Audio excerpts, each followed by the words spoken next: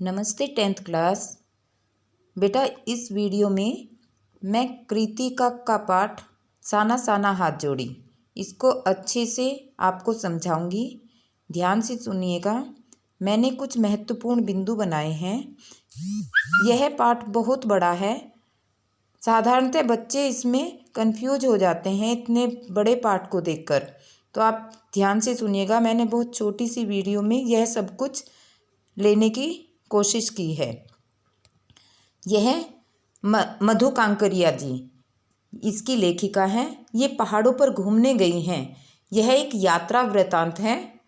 अपनी सखी मणि और एक गाइड है जिनका नाम है जितेन नार्गे, उनके साथ ये घूमने गई हैं सिक्किम। सबसे पहले ये गैंगटोक गई, वहाँ से युमथांग। तो गैंगटोक से युमथांग तक का सफ़र इन्होंने बहुत अच्छे से इस पाठ में बताया है। पहला पॉइंट मैंने रखा है बेटा, पूर्वोत्तर भारत के सिक्किम राज्य की राजधानी गंगटोक और उसके आगे हिमालय की यात्रा का वर्णन। अब उस समय जब ये गंगटोक गई तो वहाँ का जो दृश्य है उसे देखकर ये बहुत ही सम्मोहित हो गई। आसमान ऐसा लग रहा था जैसे उल्टा रखा है, अर्थात बहुत ऊंचाई पर थी। तो ऐसा लग रहा था जो तारे टिमटिमा रहे थे वे भी जैसे एक कटोरे के रूप में थे कि नीचे आ गए हैं। मेहनत कश बादशाहों का शहर। गंगटोक को मेहनत कश बादशाहों का शहर क्यों कहा है? क्योंकि यह एक ऐतिहासिक शहर है और उस समय राजा महाराजाओं ने बहुत मेहनत की थी इस शहर को इतना अच्छा विकसित करने के लिए, इसीलिए इसे मेहनत कश बादशाहों का शहर कहा गया है। गंगटोक की सुबह शाम और रात सब कुछ बहुत सुंदर, बहुत ही अच्छा दृश्य था जिसे देखकर लेखिका बार बार सम्मोहित हो रही थी। नेपाली युवती द्वारा बताई गई गर्दहु प्रार्थना गाती है। वहाँ एक नेपाली युवती उन्हें मिलती है जो ये प्रार्थना गाती है, साना साना हाथ जोड़ी। इसका अर्थ क्या है कि छोटे छोटे हाथ जोड़कर मैं प्रार्थना करती हूँ, हाथ जोड़कर। अगले दिन गंगटोक से 150 लगभग 150 किलोमीटर ऊंचाई पर युमथांग के लिए लेखिका को निकलना था।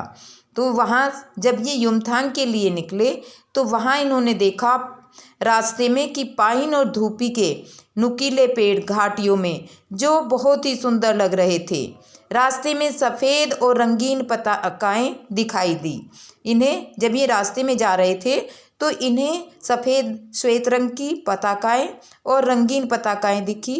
इसे देखकर जितेन नार्गे ने बताया कि ये यहाँ बौद्ध धर्म के अनुयायी हैं और जब भी कोई यदि किसी के यहाँ कोई दुर्घटना हो जाती है या मृत्यु हो जाती है तो उस समय श्वेत रंग की पताकाएं 108 पताकाएं लगा दी जाती हैं।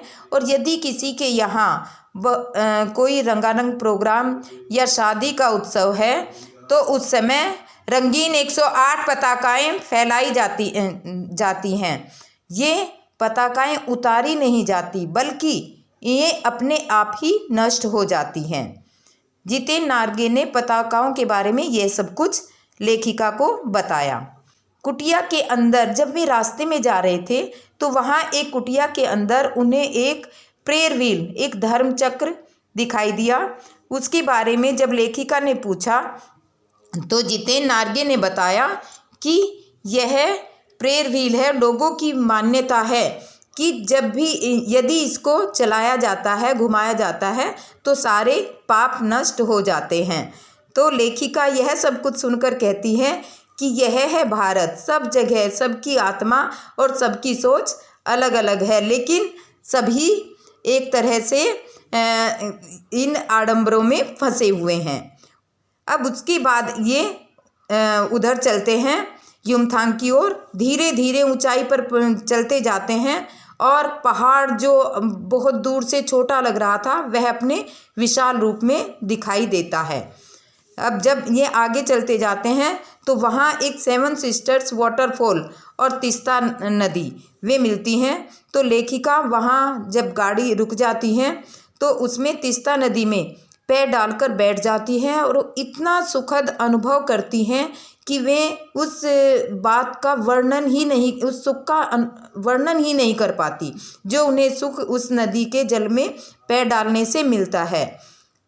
एक जगह जब वे आगे जाते हैं थिंक ग्रीन है तो वहाँ लिखा हुआ था इतनी हरियाली, इतने अच्छे फूल, उसके रोडोडेंड्रो के फूल जिन्हें देखकर, हरियाली देखकर वो हरियाली हमें अपनी ओर आकर्षित कर रही थी, लेखिका कहती हैं। फिर वे देखती हैं कि औरतों की पीठ पर बंधे बच्चे और वे उनका पत्थर तोड़ना, उन्होंने अपनी कमर से बच्चों को बांधा हुआ है और पत्थर तोड़ रही हैं। इसे देखकर लेखिका को लगता है कि इनका जीवन कितना मेहनत और संघर्ष से भरा हुआ है। हम यहाँ घूमने आते हैं और ये यहाँ रह रहे लोग कितना मेहनत करते हैं। कितना, एक प्रश्न यह भी आ सकता है बेटा कि कितना कम लेकर यह समाज को कितना अधिक लौटाती है। कौन? ये वहाँ की आम जनता है। कितना कम लेकर, इसका अर्थ क्या है कि ये केवल मजदूरी लेकर और अपने जीवन को संघर्ष और मुसीबत में डालकर यह हमारे लिए काम कर रही हैं। फिर वे थोड़ा आगे चलती हैं तो उन्हें स्कूल से आते हुए बच्चे दिखाई देते हैं जो बहुत ऊंचाई से आ रहे हैं। तो उन्हें देखकर लेखिका भावुक हो जाती है कि ये छोटे छोटे बच्चे कैसे पैदल जा रहे हैं। वे जितेन से कहती है तो जितेन कहता है कि यहाँ बहुत कम स्कूल हैं तो इसीलिए बच्चों को पैदल जाना होता है और इतनी ऊंचाई पर है तो यहाँ गाड़ी भी नहीं है। अब थोड़ा आगे चलती हैं वे तो आगे लिखा हुआ है कि गाड़ी धीरे चलाएं, अर्थात कुछ सावधानियों के बारे में लिखा होता है। अब वहाँ जाने के बाद फिर लेखिका को लगता है उन सब की बर्फ़ देखने की इच्छा होती है। तो तभी एक सिक्किम का जो युवक है वो कहता है कि बर्फ़ यहाँ नहीं मिलेगी, बर्फ़ के लिए तो आपको कटाव जाना पड़ेगा। ये उस समय की बात है जब वे लायुंग ठहर गए थे बीच में। एक जगह वहाँ लायुंग है, उसकी भी सुंदरता के बारे में लेखिका ने बताया है कि बहुत अच्छा था। तो जब वे सुबह वहाँ उठते हैं और देखते हैं, वे गए थे वहाँ बर्फ़ देखने के इरादे से, लेकिन बर्फ़ वहाँ उनको मिलती नहीं। तो एक सिक्किम का नवयुवक कहता है कि अब यहाँ बर्फ़ बहुत कम गिरने लगी है, यदि आपको बर्फ़ देखनी है तो आपको कटाव जाना होगा। कटाव, जिसे भारत का स्विट्ज़रलैंड कहते हैं। तो जो इनकी लेखिका की सखी है मणि, वो थोड़े समय पहले ही स्विट्ज़रलैंड से घूम कर आई थी। वो कहती है कि स्विट्ज़रलैंड नहीं, ये स्विट्ज़रलैंड से भी बहुत ज़्यादा अच्छा है।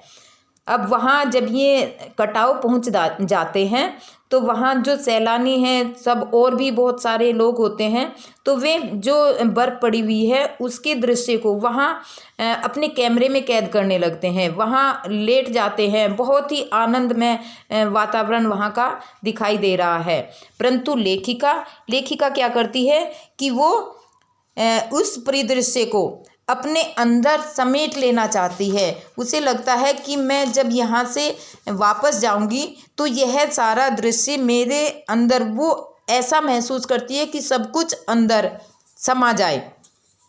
वहाँ में देखती हैं कि बहुत जो वहाँ का दृश्य है तो उसे देखकर इतना खुश हो जाती हैं, उन्हें लगता है कि शायद ऋषि मुनियों ने भी यहीं बैठकर वेदों की रचना की होगी। इस वातावरण के शांति में रहकर, इस वातावरण की इतनी अधिक शांति और आनंद को देखकर ही वे वेद लिख पाए होंगे।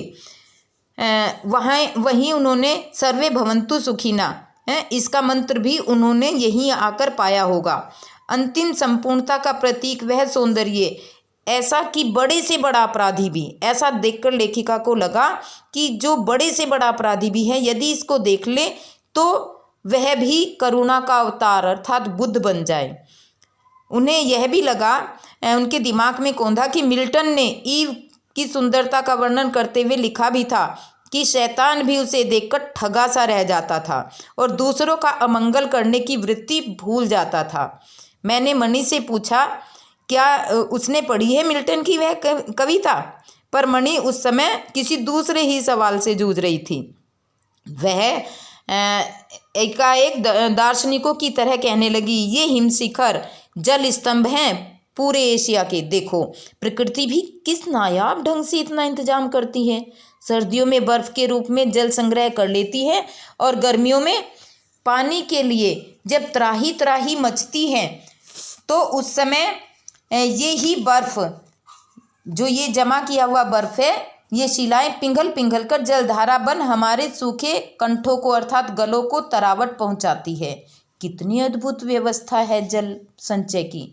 यही है चलायमान सौंदर्य। इसे ही लेखिका और उनकी सखी मणि बहुत ही अच्छे से वहाँ महसूस कर रही थी। इसके बाद वे वहाँ युमथांग की घाटियों में घूम रहे थे और देख रहे थे कि कितना अच्छा सौंदर्य है। युमथांग की घाटियों में नया आकर्षण था। बहुत सारे प्यूता और रोडोडेंड्रो के फूल थे जो उन्हें अपनी ओर आकर्षित कर रहे थे। वहाँ से उन्होंने जब देखा कि इस सारे दृश्य को, एक प्रश्न और भी आ सकता है बेटा, कि जब लेखिका इस सारे दृश्य को देख रही थी तो वे सोच रही थी कि मैं इस सारे दृश्य को अपने अंदर समेट लूं, जिससे महानगर के डार्क रूम में इसे फिर देख सकूं। यह प्रश्न एक बार आया भी था, किसी तरह घूमकर आया था, कि महानगर के डार्क रूम से क्या तात्पर्य है। यहाँ इसमें डार्क रूम से मतलब है कि जब भी महानगरों में वह जाएगी तो वहाँ क्या देखेगी कि वहाँ कितना प्रदूषण है, तो उसे इस बात की याद आएगी कि मैं पहाड़ों पर गई थी तो वहाँ कितना अच्छा था। तो इसीलिए वो कहती हैं कि वहाँ का जो सौंदर्य है वह बहुत ही अच्छा है। बेटा इस पाठ में मैंने लगभग सारा ही यह कवर कर दिया है। कुछ भी शायद ऐसा नहीं रहा जो आपसे छूट गया या बच गया होगा। कुछ प्रश्न इस तरह के भी हैं जिनके बारे में मैं आपसे थोड़ा सा डिस्कशन करना चाहूँगी।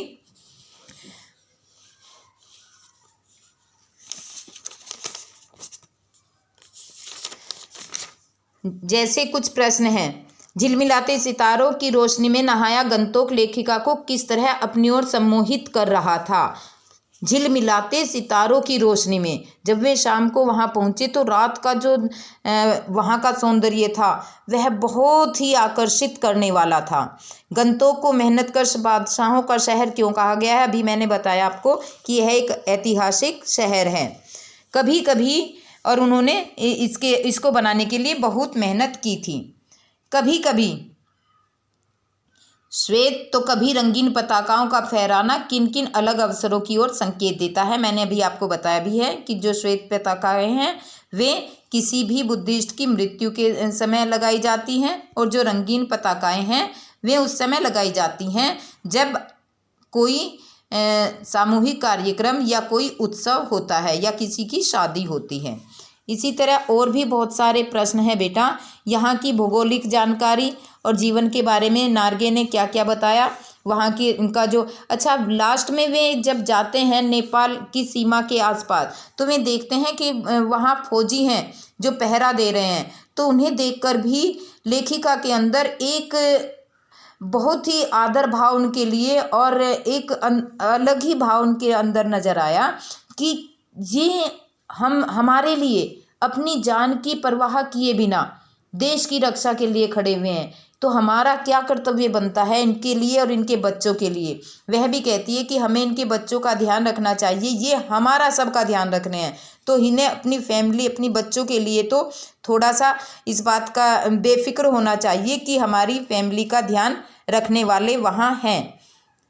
अब ये दिया हुआ है एक प्रश्न, लॉन्ग स्टॉक में घूमते हुए चक्र को देखकर लेखिका को पूरे भारत की आत्मा एक सी क्यों लगी, कि जैसे यहाँ हरिद्वार जाएं तो कहते हैं कि गंगा में नहा लो सारे पाप धुल जाएंगे, इस तरह से। ठीक है बेटा, मैं समझती हूँ कि आपको सारा पाठ यह अच्छे से कवर हो गया होगा। ठीक है बेटा, अगर आपको यह वीडियो अच्छी लगी है तो प्लीज़ इसे लाइक शेयर और सब्सक्राइब कीजिएगा। धन्यवाद।